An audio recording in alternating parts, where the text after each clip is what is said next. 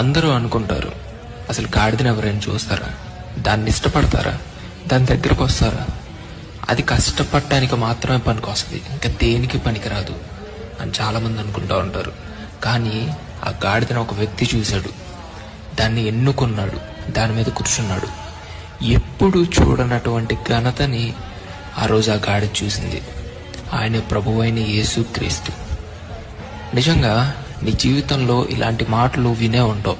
నువ్వెందుకు పనికిరావు, నీ మీద రూపాయి పెట్టిన ఎవరు కొనరు, ఇలాంటి మాటలు నీ జీవితంలో ఒక్కసారైనా వినే ఉంటావు. నేను ఒక మాట చెప్తున్నా, నువ్వు ఎప్పుడైతే నీ భుజాల మీద దేవుణ్ణి మోస్తావో, నీ హృదయంలో దేవుణ్ణి ఉంచుకుంటావో, అప్పుడు ఎవరు ఊహించినటువంటిది, నువ్వు కూడా చూడనటువంటి ఘనత దేవుడు నీకు ఇస్తాడు. ఈ మాటలు గుర్తుపెట్టుకో. పెంట కుప్పలో నుంచి దీనులను కూడా ఆయన పైకి లేవనెత్తగలడు.